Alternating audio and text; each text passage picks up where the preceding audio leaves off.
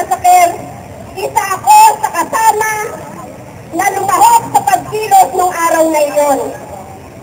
At nakakalungkot ang araw na iyon sapagkat bago pa lamang kaming sumasapit yan sa may ilaw na yan, yan na bumulagta ang maraming mga kasamahan namin. Marami ang nasaktan at 13 ang nabatay. Nakakalungkot ang pangyayari, ngunit nagpatuloy ang ating pakikibaka. Hanggang ngayon, wala pa rin katarungan na nakakamit ang mga biktima sa Mindoro Massacre na ito. 24 na taon na ang lupa palagi na siyang pinagbuwisan ng buhay ng mga magsasaka dito sa Mindoro Massacre, na sa kabila ng reforma sa lupa na isinakatupad ng gobyerno, hanggang sa ngayon, wala pa rin katarungan na nakakamit maging ang uring magsasaka sapagkat huwag ang reforma sa lupa na itinataguyod ng gobyernong ito. Hindi na hango sa kahirapan ang uring magsasaka, pagkas ay lalong lugmok sa kahirapan. Hindi nangyari ang sinasabi nila na pag-angat ng kabuhayan ng uring magsasaka sa kanilang reforma sa lupa. Bakit hanggang sa kasalukuyan, katakot-takot ang pondo, katakot-takot ang mga programa at pera na kanilang nilustay para daw sa pagpapaunlad ng agrikultura, pero kitang-kita natin, inilulugmok nila ang agrikultura. Hindi nila tunay na pinapaunlad ang ating agrikultura na siya sana na yan sa pag-unlad ng ating bansa. Alam natin na isa tayong agrikultural na bansa at ito ang tunay na hahango sa ating kahirapan. Ang pag-unlad ng agrikultura ay maglulundag din ng pag-unlad ng ating industrialisasyon. Ngunit taliwas ang ginagawa ng gobyerno ito. Ano ang kanilang patakaran, lalo na ngayon ni Noynoy Aquino? Ang PPP, ipina-privatize, public-private partnership. Pero alam natin, tayong mga publiko, tayong mga mahihirap na mga mamamayan, ay luging-lugi sa mga patakarang ito.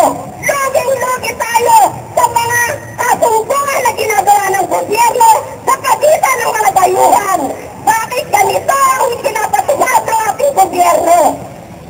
Totoo, ang mga sinasabi nating mga magsasaka at matagal na natin itinadaing ang ating mga karainan. Marami na tayong dialogue na nilahukan, marami na tayong mga apila na ginawa, ngunit hanggang sa kasalukuyan, nananatiling bingi, bulag, at nagkikidit balikat ang gobyernong ito sa kahilingan nating mga maralitang magsasaka.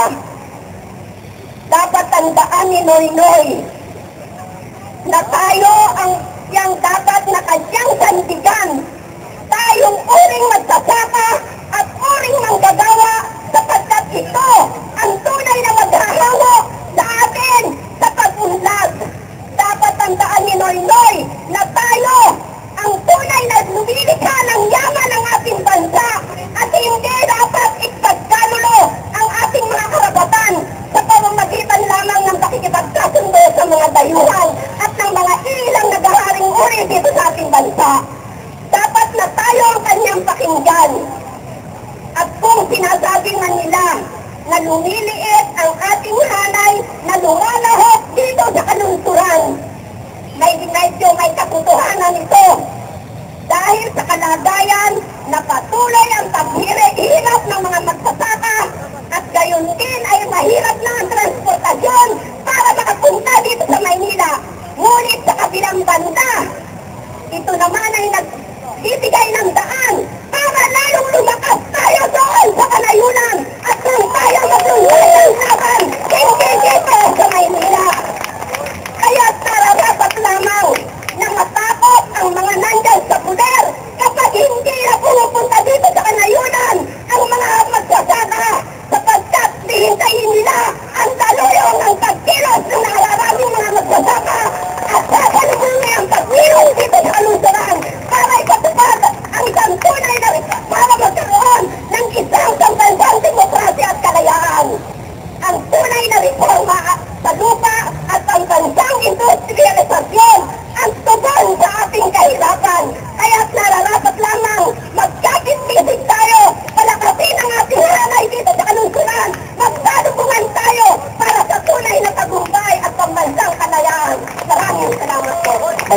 Maraming salamat.